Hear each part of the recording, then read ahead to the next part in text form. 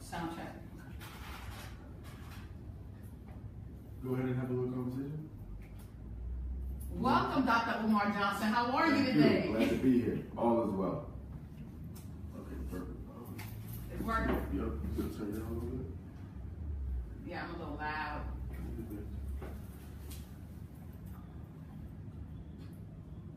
It's your hometown? Yeah. Well, I was born in New York. Okay. In New York, and I was kind of like raised in Miami. I'm a Miami girl. Okay. I'm ready to run you guys up. But my passion lies in incarceration, like, you know, based on my experiences, right? Because I didn't understand the system back then until I started, until I was introduced to hidden colors and I'm yourself. sorry, my and first, and then the rest of the it's crew. like 10 hours. Now I'm in more of a process of like self-healing, so I'm a vegetarian, and working on self, because I feel that once we work on self, then we can produce who we are, right? A lot of it, I just think that people are miserable and dying inside, and that's why we can't get to where we need to get to as a unit. Right. Right. So how do we deal with that? You know what I mean? Like how do we deal with that? It's stressful. So. We're rolling. Oh, we're rolling? Yes, ma'am. Okay, we ready? Excited. Okay. You want to hold that the whole time? You gonna hold? Shardie, see you back? You sure? She actually pretty good. She done it before. Oh, okay. I do it all the time She for does it different all the people. time. Alrighty, so we ready? Yes, ma'am.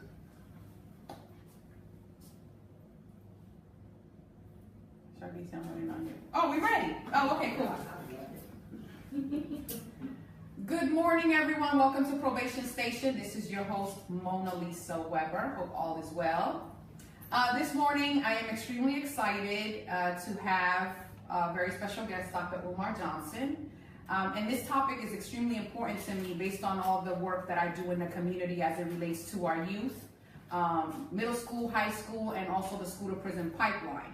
As most of you know, I also mentor the incarcerated youth, and I have been experiencing and noticing a lot of the things that Dr. Umar Johnson speaks on.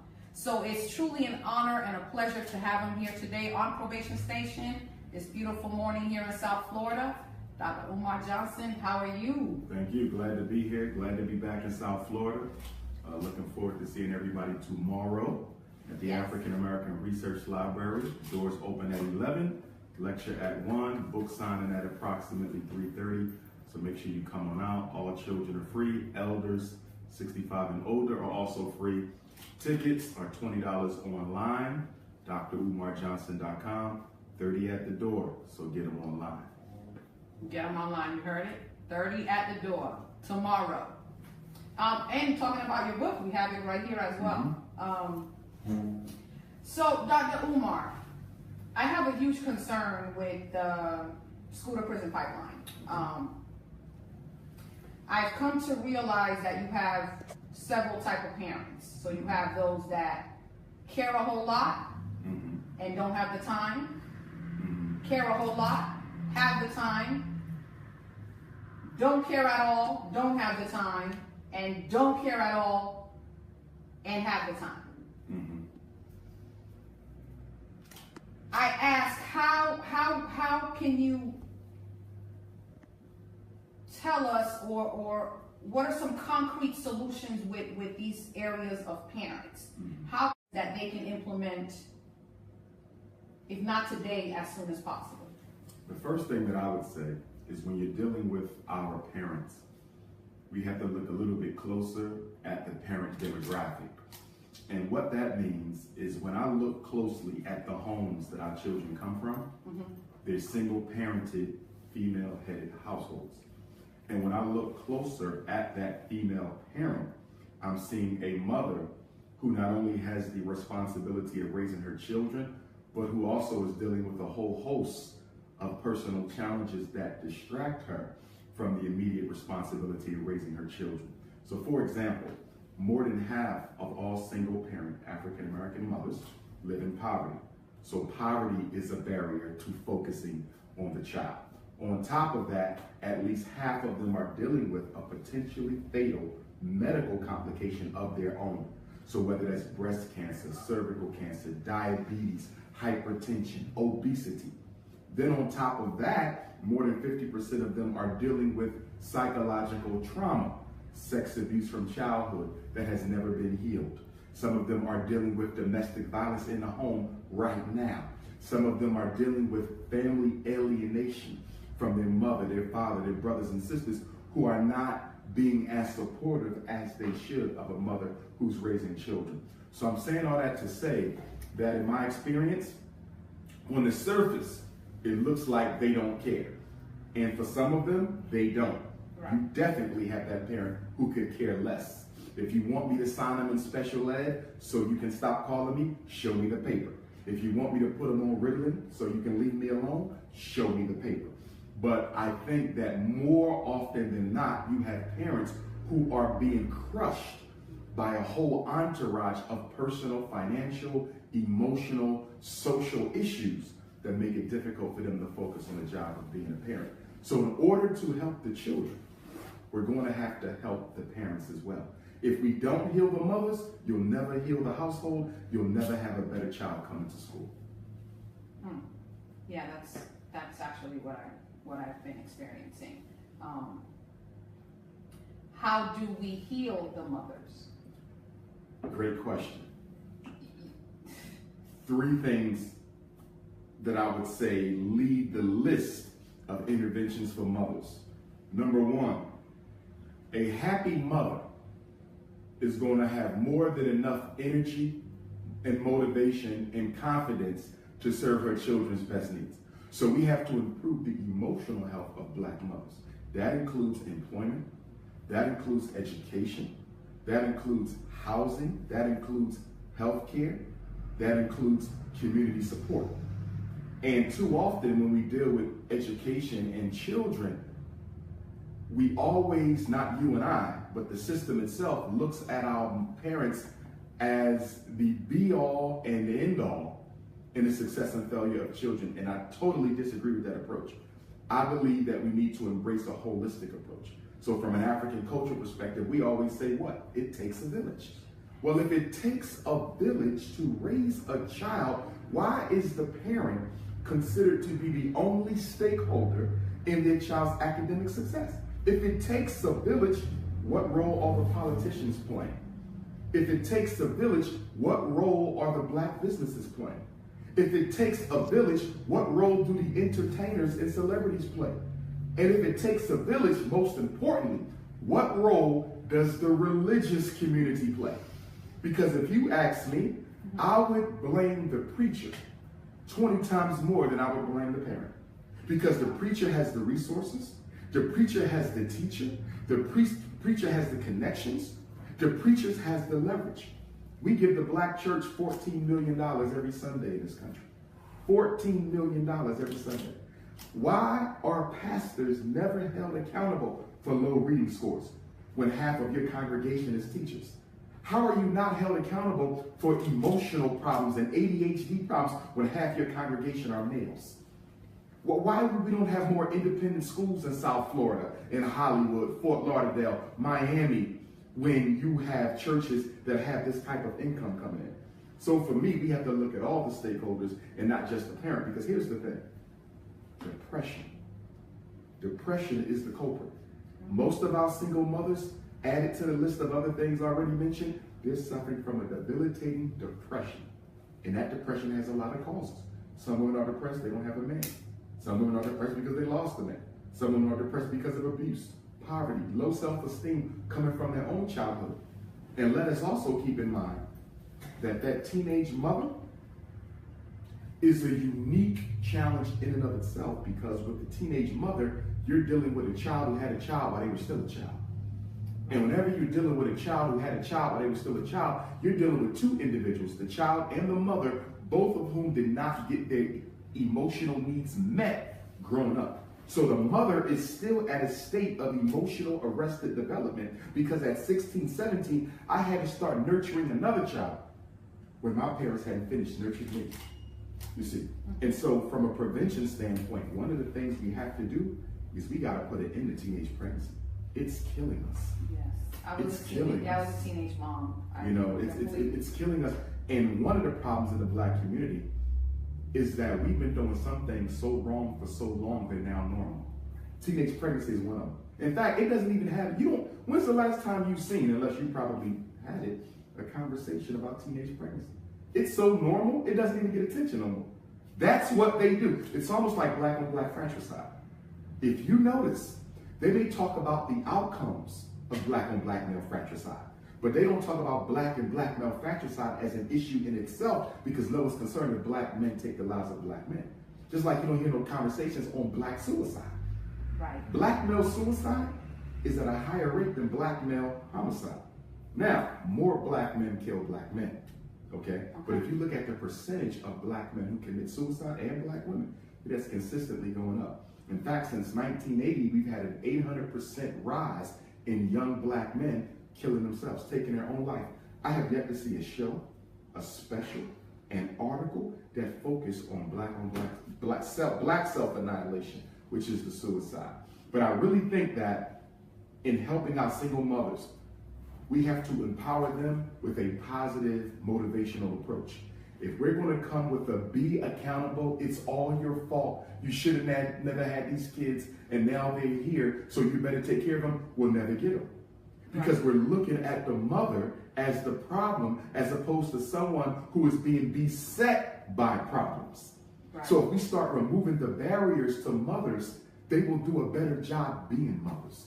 And I'm going to stop here, being a former school administrator, charter school, I can tell you that the way parents are treated when they come in, black parents, is not very welcoming. We have to put this in a historical context.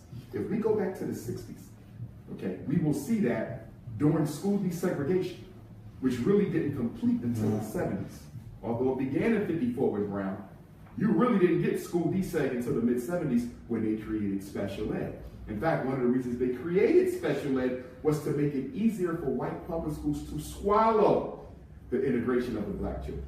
So you must take them, but you can segregate them in your school, just say that they're retarded and learning disabled. So special ed was the out, and it is still the out. But anyhow, when black parents go into the school, okay, we're not treated like parents or adults. The way I've seen teachers talk to black mothers, the way I've seen principals talk to black mothers, they treat them almost as worse as their own children. So why would I go somewhere where I know I'm not wanted? And you must also keep in mind that when the black mother goes into the school and meets with the teacher, do you know what's going on here?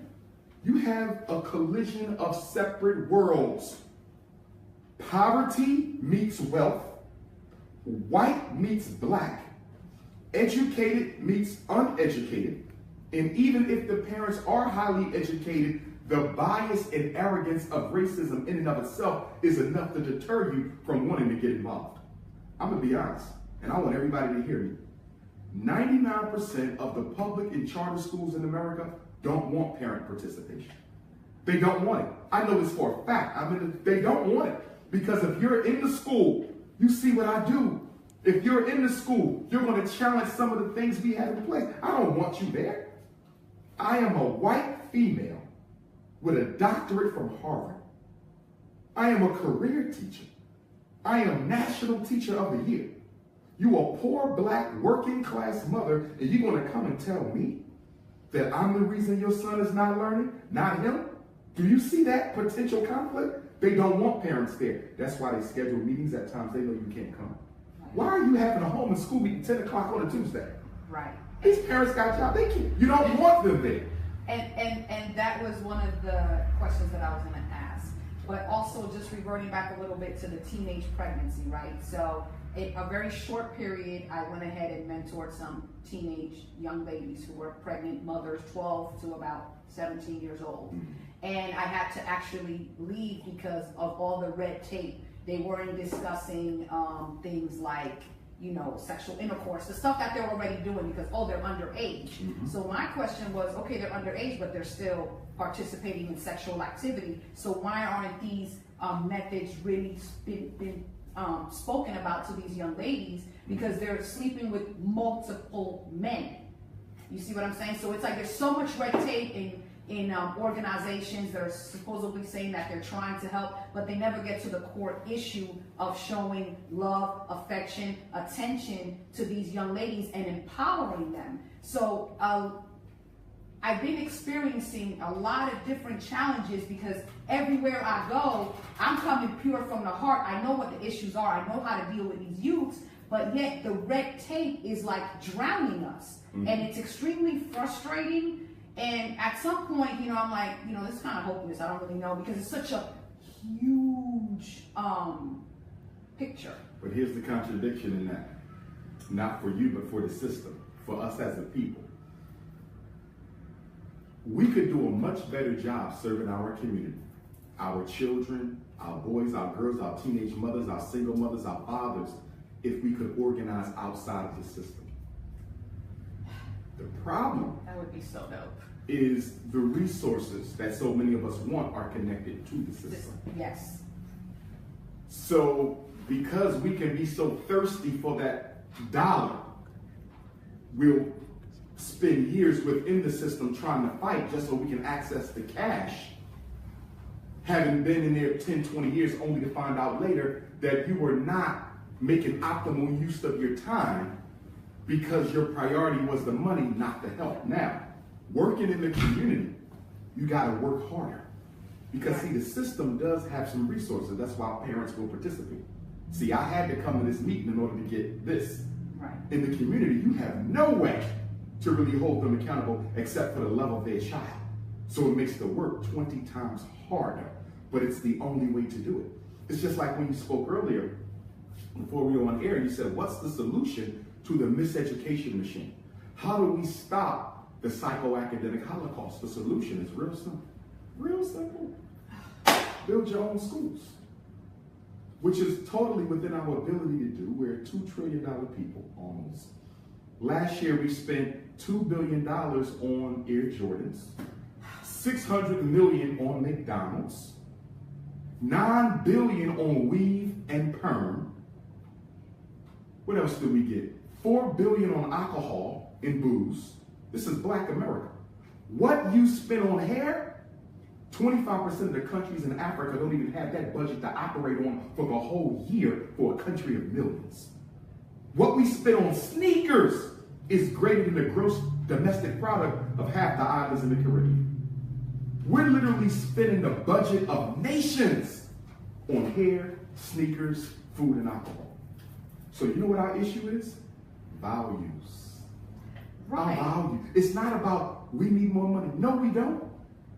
No, we don't. We have what we need. We don't want to sacrifice the things that we want for the things that we need. We bought twice as many Mercedes-Benzes in 2016 as white people. We bought twice the number of Mercedes-Benz as white folk in 2016. But yet we have less than half of their wealth. So what is it about the African American in the Mercedes? Is that something that has to do with our culture? It's a status symbol. And since the beginning of time, people who are not wealthy have always been addicted to the idea of looking like they are. And so the brokest black person wants to look like the richest white person and will put themselves into debt in order to protect the social image. That's our priority. That's our priority. At the end of the day, the black community really doesn't care about its future. And as a result of that, it doesn't care about its children. So the way you change this is you have to raise a revolutionary generation of African children. You have to build schools. And I'm not just talking about reading, writing, math, and no. Teach them how to navigate racism. Teach them how to build their own business. Teach them to build in trades. Teach them African-centered spirituality and culture. Agricultural science. The skills that allow you to pay the bills and also take care of your family. What public school is not teaching is what our children need. They're not teaching them how money works. Right. They're just telling them the whole purpose of school is to get into college. Right. It's a very robotic mentality. It's a very robotic We exist so mentality. we can get to college. Right. And it's so frustrating because it all derives from our mindset. Okay, so how How do we change that mindset? Like, it's everyone's so brainwashed. Like, we continue to talk about the same things over and over and over again. Me locally here, the same thing over and over again. But to have someone really go ahead and be like, okay, I'm going to take it and I'm going to go ahead and apply it and I'm going to change and I'm going Here's to. the problem with change. It's like, I feel like it's. If you look at anyone who has brought significant change in the community, 95% of the time, they control the people in that community. From a negative standpoint, Adolf Hitler controlled Germany. Mao Zedong controlled China. You see, Ho Chi Minh controlled Vietnam. You can change the people when you can control their behavior. The problem with the black community, we have no systems of control. You don't have one. The church has a system of control because people believe that they need Jesus, okay, in order to be successful. And the pastor is the gateway to Christ. The imam is the gateway to Muhammad. You see, so there's a mechanism of control there. The black community has no mechanism of control. There's nothing we have in place that would make a black person want to say, I want to be down with the cause. In comparison, if I'm a Chinese kid, oh, I'm going to be down with the Chinese cause. If I'm a European Jewish kid, I'm going to be down with the Jewish cause. If I'm an Arab, I'm going to be down with the Arabian cause. You know why? My people can employ me. My people can put me through college. My people have their own colleges. You see that? Yes. If my mother is homeless, my people can put us in a home. If my daddy don't have a job, my pastor can find him one. In other words, there are obvious rewards that come with being committed to the Chinese culture. There's obvious rewards that come with being committed to the Jewish culture. Give me one reward. Give me one reward that would motivate a black child in 21st century America to be down with the black struggle. There's not a single one. We can't give them jobs. We can't get them out of jail. We can't stop them from going to jail. We can't get these young brothers no mentors unless we're paying them. Which, by the way, disgusts me, because when I speak to pastors about why we don't have more fatherhood programs, mentorship for the young men, they're always telling me we can't find funding. Right. You are a church that receives millions a year. You're telling me you don't have no program for the fatherless boys because you can't find funding. So you mean to tell me you got to get paid to spend time with our young men? This is coming from the church. Do you know anywhere we can get some funding? I used to have a Pan-African Boy Scout program. Not the Boy Scouts of America, but my own. I didn't need to get paid to spend time with black boys. But you got churches who ain't going to do nothing to help black folks unless they get paid. And it's really difficult because I've been rolling with several black men who come in with me every single week into the facility to mentor. And we've sat down and we've had conversations about it being really exhausting because when you have just 2 or 3 in a pot, and I'm talking about it's going on about 2 years now, you know, and they're fathers or husbands and they're taking out a couple hours a week, but yet it's very difficult to get a team of men. Yes. You know, and I went to this meeting recently where it was funding involved, and in order to get grants with this particular organization, you can't even mention the word mentor to be able to get a grant. So they're not all, I'm not really sure who does or who doesn't, but there are grants out there, but if you mention mentor, they don't want to give you these grants because they understand, and this is just my opinion, they understand that if you get that mentor, that one-on-one connection with these youth, because I feel that's part of the solution as well. That one-on-one mentorship with the youth. Without question. Then we can really start killing the school to prison pipeline. You know, I've been able to love on our young boys and be able to get positivity out of them versus other adults who are always bashing them, calling them losers, calling them rejects, retards, and stuff of that nature. And that's something that I advocate and fight against. But that mentorship is one of the most important things specifically for our young black and brown boys. You hit on something. The funding for these programs to stop the special ed to prison pipeline. The government is very clever in protecting its own best interests. And it'll spend billions on the prison system, millions on special ed, multi-millions on ADHD meds, but it may only spend a couple million on the preventive programs. So they'll throw money at the programs that matter, but they'll put billions behind the systems that cause the dysfunctionality. You see? And I think that we as a people have to understand, this is part of the solution. See, as a psychologist, school psychologist, we're always taught in psychology that if you conceptualize your client's problem wrong, you won't be able to treat them effectively. If you come to me for depression, and I conceptualize your depression to be the fact that you're a single mother, when the truth of the matter is your depression comes from the fact that you have a poor relationship with your mother, I can conceptualize the problem wrong. So anything I do to impact it won't even matter. It'll be a waste of time, money, resources. You have to conceptualize the problem. Why does this exist? What is the core cause? What do we need to change to get rid of it? And so when you deal with miseducation, we have to make sure we're clear in conceptualizing the fact that the schools are failing because they're designed to do so. I can agree. This is very important. Too often we conceptualize that the teachers aren't being paid enough. Too often we conceptualize it, the fathers are in jail. Too often we conceptualize it, the textbooks are too old. Too often we conceptualize it as the kids only want to listen to gangster rap. All of these factors are relevant, but are they causes? No, they're contributing factors. The reason public school does not work is because it wasn't designed to work. And the reason 93% of the teachers are white women is to make sure it never works for our children.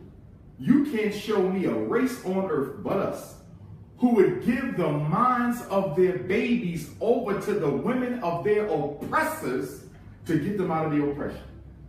Show me anywhere in history, you can even use the Bible and the Quran, where a group of people overcame oppression by giving their children to the oppressor for liberation. You can't, it's ridiculous. It is absolutely asinine to think that the racist middle-class white female of Broward County gives a damn about your son. Do you realize why segregation was even started? Segregation was started to keep the black man's phallus out of the white woman's orifice.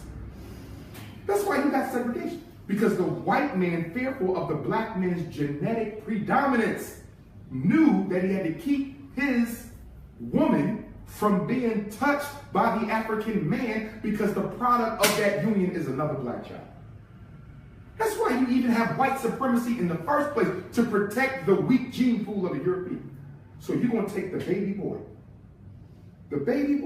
and give him to the white woman to be properly educated. And you wonder why only 1 out of every 4 black boys in America graduates from high school today. 1 out of 4. We've had a 25% black male graduation rate for over 30 years. If only 25% of white boys graduated in America, the whole society would stop. They would tear it down and build it up. Because there's no way you can protect white supremacy with a 1 in 4 graduation rate. But for black boys, it's A-OK. What is the fear as it relates to parents trusting? Because there's a huge distrust amongst our people. We should. Oh, you mean each other or the system? No, each other. Each other. So you mentioned earlier having our own schools. Yes. Some of our people don't trust us to have our own schools. They're always questioning, and there's such a I mean, Dr. Umar John said, the reason why I'm saying this to you because I'm going through it, and I know people that are going through it. I want to give a shout out to Miss Carissa, Dreamers Leadership Academy. She ran a beautiful academy this summer with about 10, 12 of our young black boys and young black women. Amazing sewing, artwork, criminal justice. I went in and taught a little bit of proactive criminal justice, and I was amazed. There's several leaders out here that are working on that, but there goes the trust. There goes the money, and well, I don't know, and what are they doing with the money, and what is this and what is that? So I always bring it back to some form of self-healing or changing of the mindset, because if I don't trust you, how am I going to give you my money and bring my child to your school and deal with all the, like, the issue goes so deep that sometimes I just sit here, I'm like, man, I'm done, because it is deeper and deeper and deeper and deeper. The more you dig into it, the deeper it gets. So you got the moms in the households going through it. You got the lack of trust. You got our children that are just running buck wild. I often sit here and very often actually, and think about just baby step solutions, even if it's just 3 people at a time, because there's so many negative forces coming at us from all different angles that at some point, you know, there's only a few leaders out here in comparison to the amount of people that live in South Florida. And some of us are always getting attacked, or, you know, well, why are you doing this, and there's no hope, and don't worry about it. So we always have to try to keep ourselves uplifted, because sometimes even the leaders are not on one accord or in alignment. So now I always say, if the community cannot see the leaders in alignment, how do you expect them to follow us? You bring up a good point when you deal with the crucible of black leadership, because we always talk about how we need to be organized as a people, but guess what? When we tell people to just join an organization, it don't matter which one, just join an organization. Do you know what that creates? That creates a plethora of organizations, none of which have a critical mass of membership to impact any problem that we're affecting. So you end up with 2,000 leaders, 2,000 organizations, and each of those 2,000 organizations got 2 people in them. So ultimately, see, the leaders are not organized with each other. How can you say you're organizing us when you're not organized with each other? Because of ego and petty differences. And let me be clear. The ego of the Negro, the ego of the Negro is one of our biggest obstacles to change. Because every Negro, male or female, thinks they're smarter than the rest, that their opinions should never be questioned, that their orders should never be criticized, and that anyone who disagrees with them is automatically their enemy. It is an immaturity that we have as a people, where we do not value diversity of opinion. We want robots. You know who taught us that? The white man. That's not African-centered. One man on the top. I know everything. Everybody else just do what I say. And if you ever disagree with me, I either put you out this organization, or better yet, I'll kill you. And we have examples of that throughout our history. So if we don't deal with that ego, we're not going to get anywhere. In the black consciousness community, where I am, you see it all the time. It's all over YouTube. Brothers with a lot of information, but no wisdom. A lot of information, but no wisdom. And the problem in black consciousness today is we think the information is the goal. The information ain't the goal. The information is a tool that will help you achieve the goal. So now, I don't want to implement what's in the book. I just want to know what's in the book. You see the difference? Right. I don't want to implement, I just want to know. I don't want to build no school. I just want to know why we should have one. I don't want to open no black bank. That's too much work. I got to go through paperwork and scrutiny, applications, raising money. Nah, I just want to know how to run it. Because it's easier to talk than to implement and apply. What I'm noticing is, and it's so sad, because we are such a versatile, you know, humans are extremely versatile, yes, and we need to be thinking in compartments. So, several of my followers love you, several can't stand you, right? You know, I call you Mr. Controversy, and I'm okay with that, because there's certain things that I may or may not agree on what you say, but my whole point and purpose is to learn how to deal with our youth in this particular interview, and that's why I follow you, because you have the brilliance, the intelligence, and the experience on dealing with our black and brown youth, and that is what I care about. So I'm not going to X you out because you say something about this person or somebody. See, so our people are so tunnel vision that it's like, you're brilliant in so many areas, but because you say something that someone doesn't like, they're going to X you out. Well, that's their choice. That's fine. It is what it is. But for me, I'm one that applies and I want to learn. And every day that I wake up, it's a new day for me to learn. So when you speak specifically about the youth, I'm all in because you're a black man and you deal with black and brown boys and girls, and I really want to implement the solutions with the following that I have here in South Florida, with the experience that I have in South Florida, because for the most part, Probation Station, Mona Lisa, I'm pretty much trusted out here. So, which I'm very honored to. Thank you for all of those that tune in, listen, follow me, and stuff of that nature. But most people out here know that I am crazy about my youth, and just saving that mindset and watching them flourish and open up, because that's what I've noticed. Like, when you give them the space to be who they are, brilliance. Oh my gosh, amazing. They're so adorable. I get so bent out of shape. I love it. But yet, when I face those adults, it's like... Because the adults have already been conditioned. Let's look at the riots, the rebellions. And I just came from Detroit yesterday, and they have a wonderful exhibit on the Detroit Rebellion of the 60s in the Frank Wright Museum, which is our largest African-American museum in the country. Most of those rebellions were led by youth. If there were adults there, they were kind of supporting the youth, but they were not leading it. And there was a great contradiction that was exposed by those rebellions. And that contradiction was simply that the youth are not afraid of the power structure, but most of their parents are.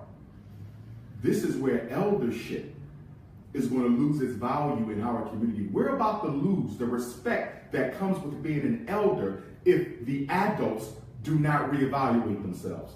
Because we are at a crisis moment where for the first time in history, the youth do not feel they can look to the elders for that leadership.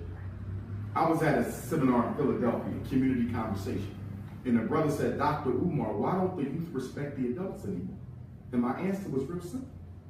A child cannot trust a coward because a child's nature is still courageous. If you're scared of a white man, you might be 30 years older than me. I cannot come to you for counsel because you are afraid of that which needs to be torn down. You see that? I agree completely. And that's why our children, they're not being bothered with no adults. You just want to save your job, your business, your retirement, your car note, your white girlfriend, whatever you in. Yeah. And I need to tear this system down and bring justice to myself. And these youths are, they are. And the sad thing, they need the wisdom that the adults have. Yes. They need it. Yes.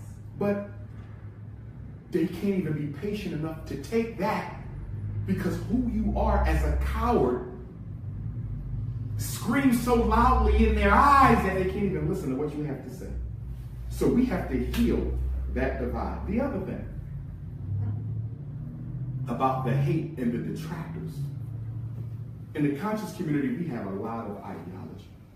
I represent the Garveyite camp, the RBG, Pan-Africanism. That's me.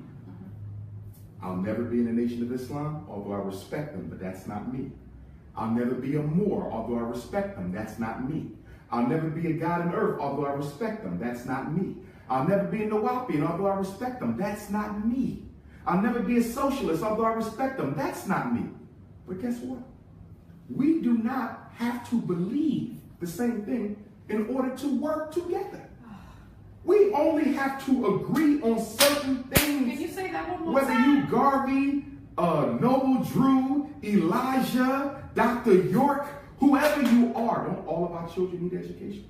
Don't we all need jobs, protection, health care, a decent place to live?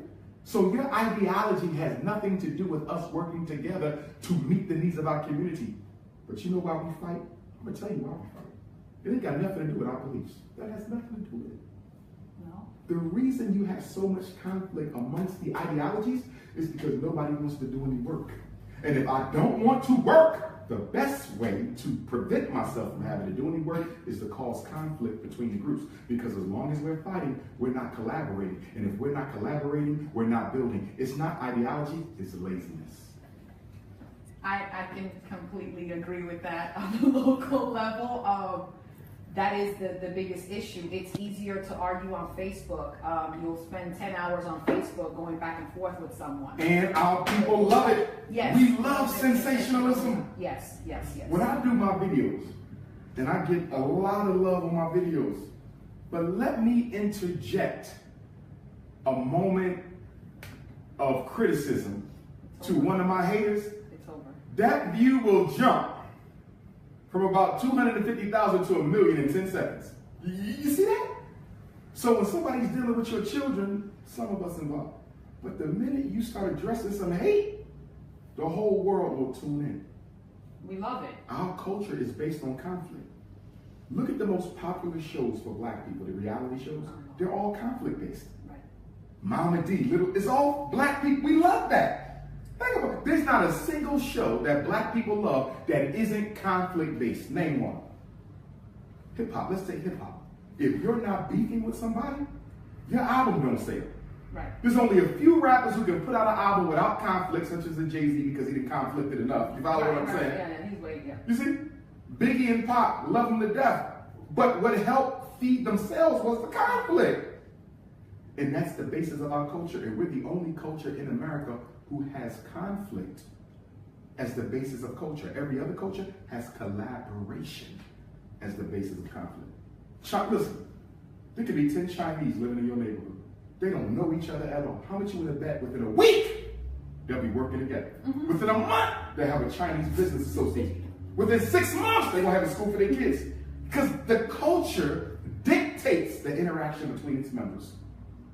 And we so far away from who we are, all we know is conflict and combat. The black man fighting the black woman. And they love it. I say don't watch TV. I don't watch TV. Oh, we shouldn't have any TVs in our home with growing children at. Yeah. The television is one of the white man's greatest inventions. After the Negro, we're the first. If there was to be an award given for the greatest invention in human history, it would be for creating the Negro.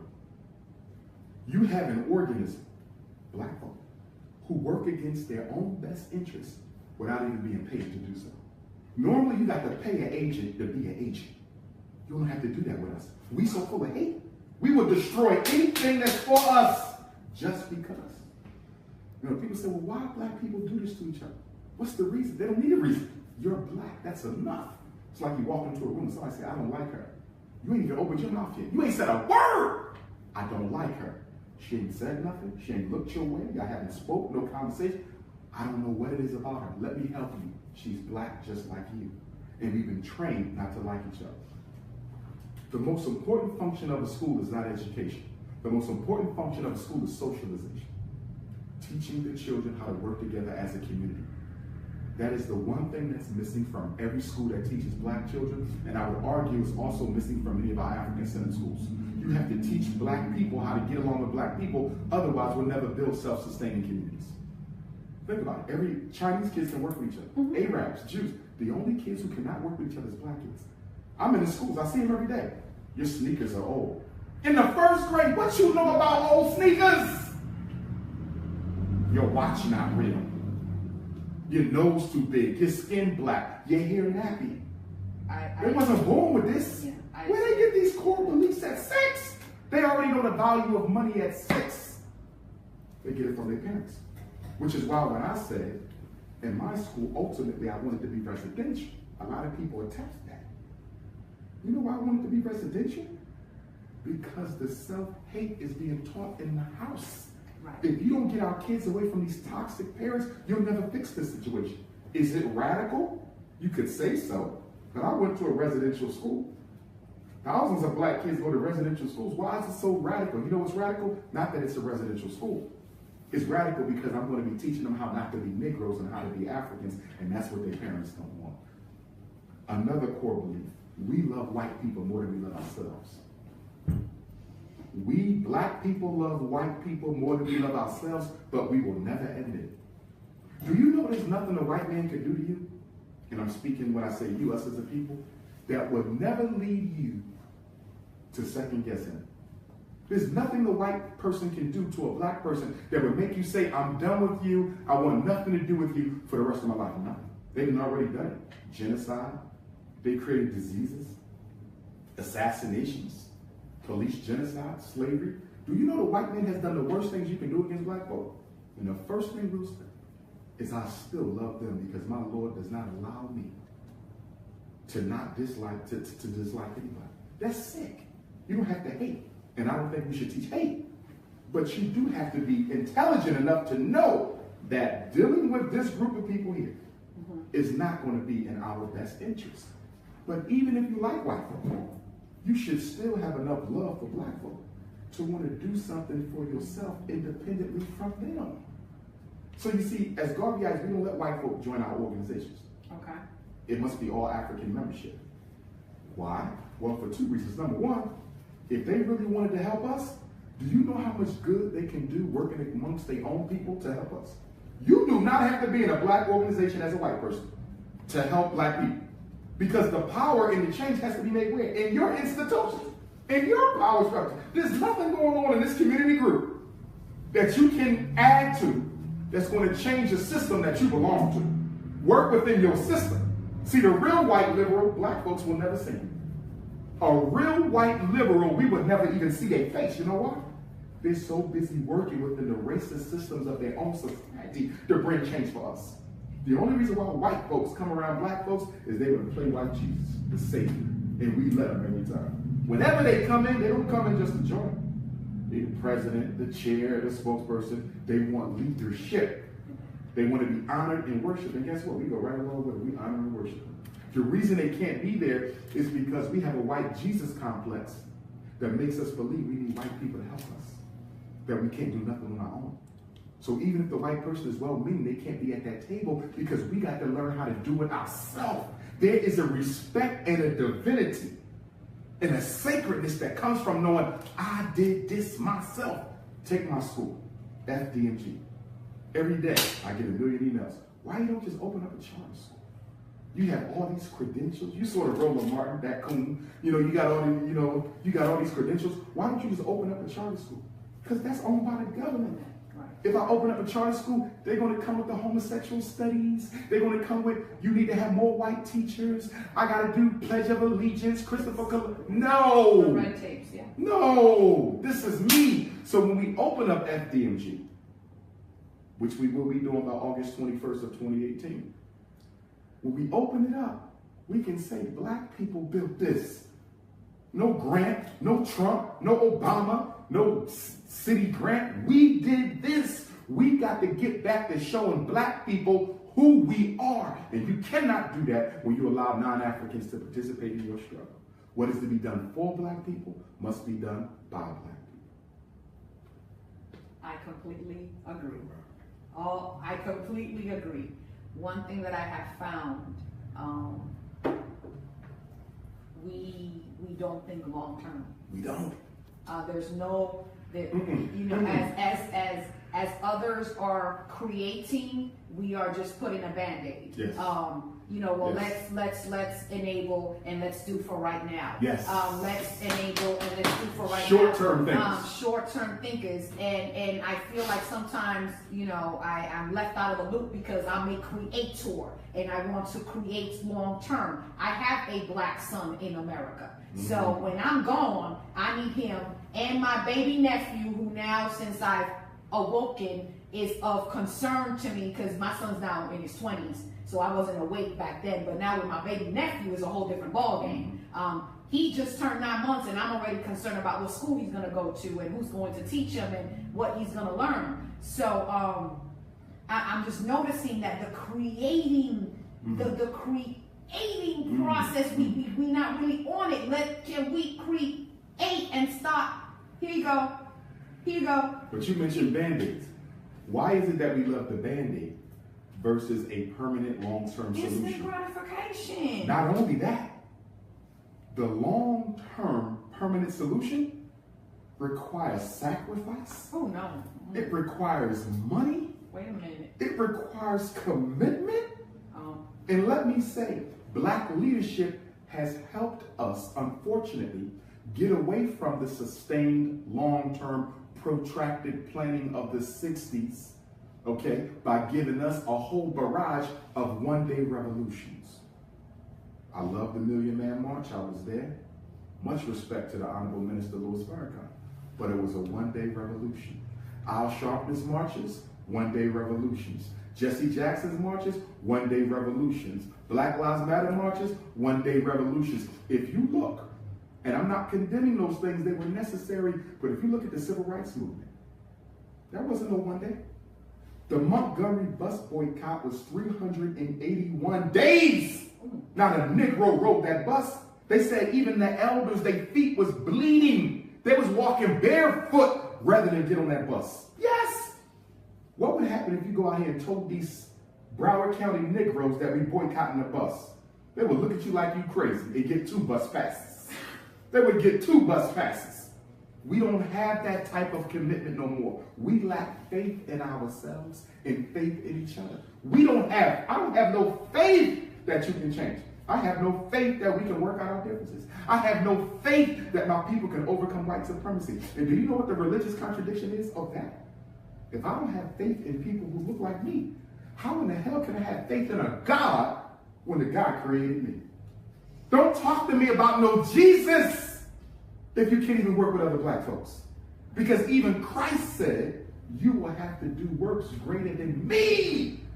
He said that y'all got to do things greater than what I did. So if you ain't got no faith in your brother, how the hell you got faith in a man you never even seen?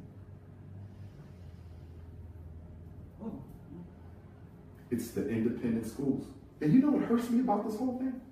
It's not hard to teach our kids. It's really not. It's easy. It's a bundle of love. It's easy. It's a bundle of love. Like, it's just literally, and you know what? They know the real too. If you come and faking it or stuff of that nature, they will let you know and they will treat you as such. Because there's adults that are sometimes in my ear, you gotta watch out for them. You gotta watch out for those kids. You gotta watch out. They bad. They gonna lie on you. They gonna do this. They gonna do that. And for the life of me, I just don't see that. I don't see that. I'll tell you like this, to enunciate your point, black children are the best psychologists I've ever seen.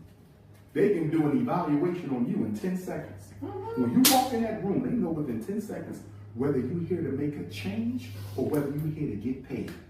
You follow me? Within 10 seconds. I'm about to get serious. And if they know that you're not there to help me, they will tune you out. They will tune you out. And you say, he can't learn how to read. Now look at this.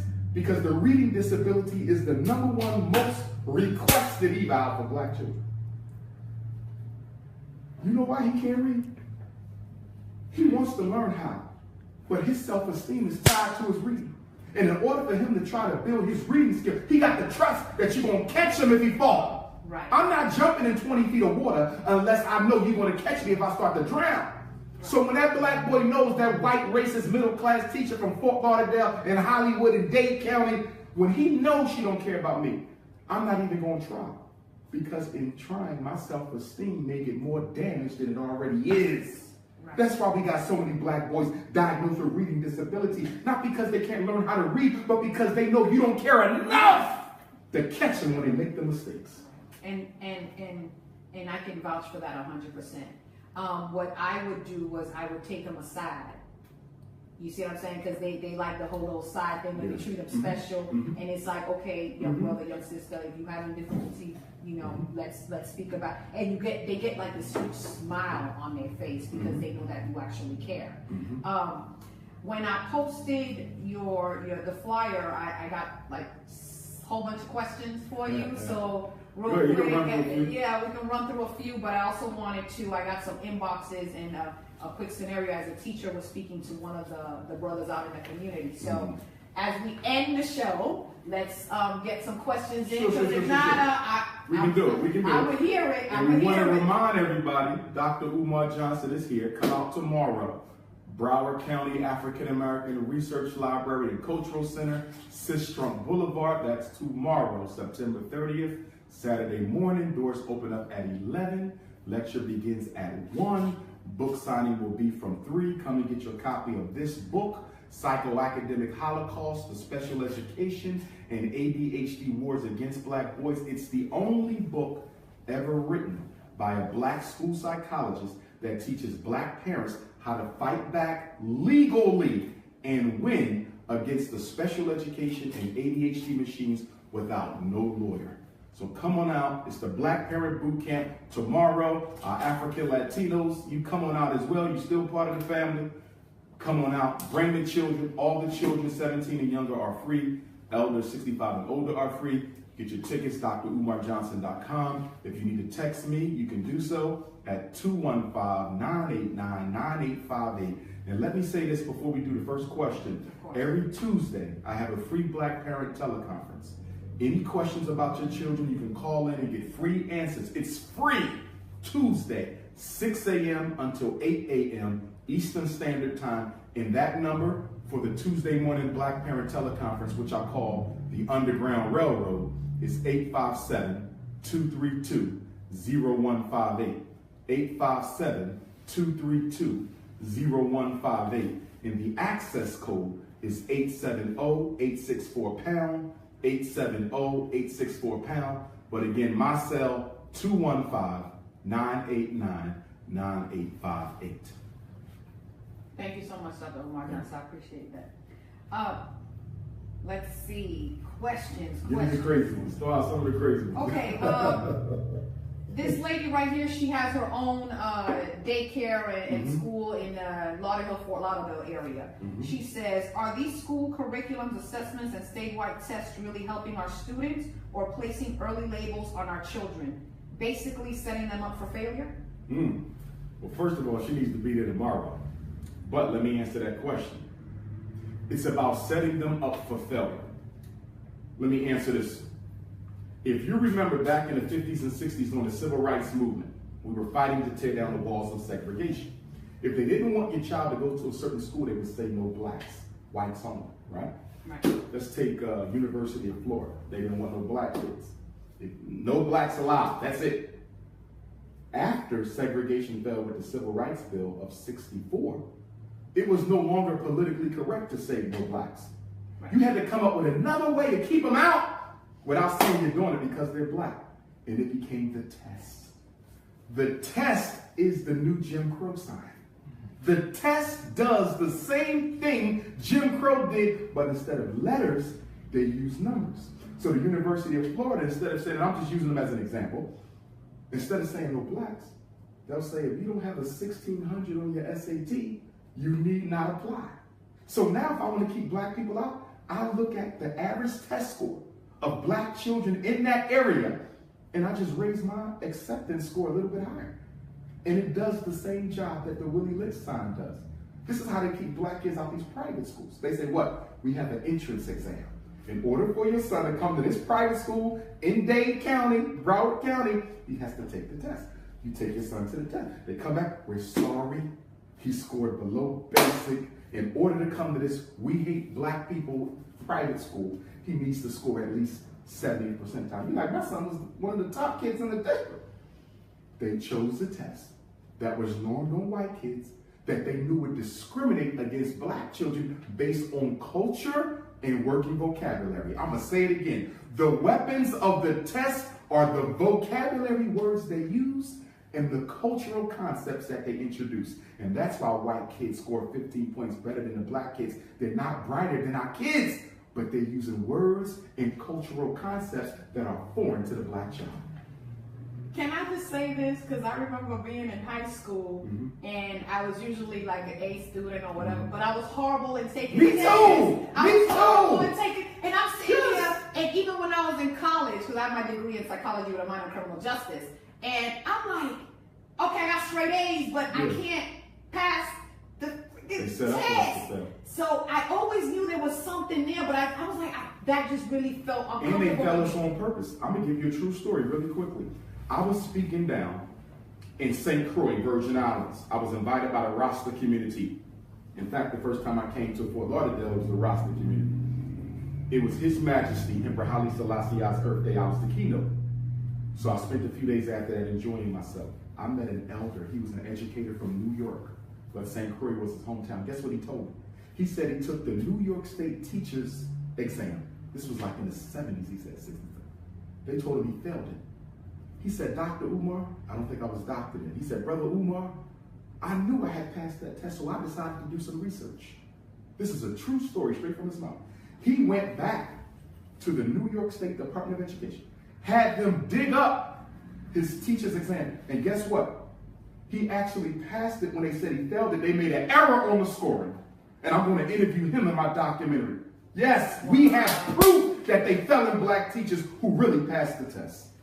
Because public education must be under the control of the white women to make sure the black boys fail. That's powerful and, of course, believable. Let's see, another question.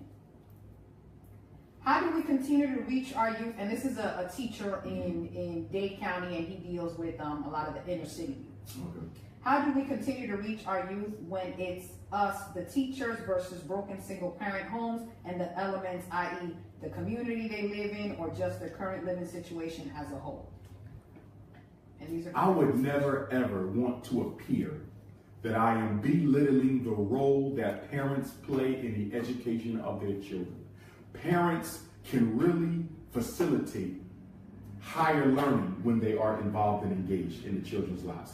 I never want to appear to be reducing the impact of parenting and education. But I want to be clear about something. When I was principal and assistant principal, and when I open up FDMG, I make it very clear to all my teachers. I don't care if there's one parent or two or none. I don't care if they poor, welfare, drug dealing, drug addict. I don't care. In this school, if the children do not learn, it is our fault. We have to stop trying to pass the buck to a single parent black mother who already got enough going on in her life. If you don't believe you can teach, why did you accept that job? This is what I tell, if you telling me you cannot teach this child unless the mother is involved, why are you being paid on the back of this baby when you don't believe you can do your job? You shouldn't be there. Marva Collins, the great Marva Collins, one of the greatest educators we ever had in Chicago. She could care less about parent participation. And look what she turned out. The Marcus Garvey School in Los Angeles, you have examples of great educational systems that achieve despite lack of parent participation. So do you really want to reach this child, or are you looking for scapegoats? At my school, I could care less if the parents are involved. I'm going to make them. But let's say something happened. A child could lose their parents. What if they die? So what do you say? The kid whose parents died cannot be reached, cannot be taught? Stop making excuses. You either care or you don't.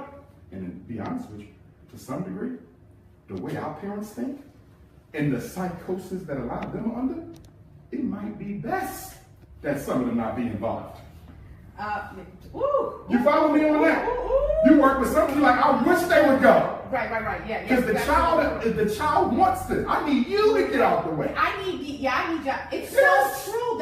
That's what I am identifying, that we just need somebody parents. Can you get out the way? Let me just move. I got this. You can go home, go get your blunt, fall back. And keep it moving. Keep it moving. I spoke at a conference last week at a church, and I told them, if you can't speak to your children, you can just bring them. I need y'all to get out the way. The way. You are contaminating the culture of my classroom. Fall back. Keep it moving. Stop looking for excuses. That's not who we are. We got to stop that.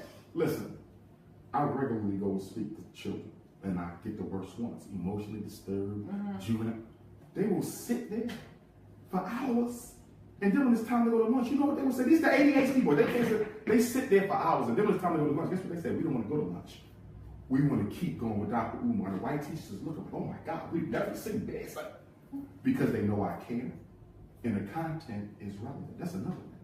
A boring ass teacher is going to have a class full of ADHD because your ass is boring. Right. Tighten up them lesson plans.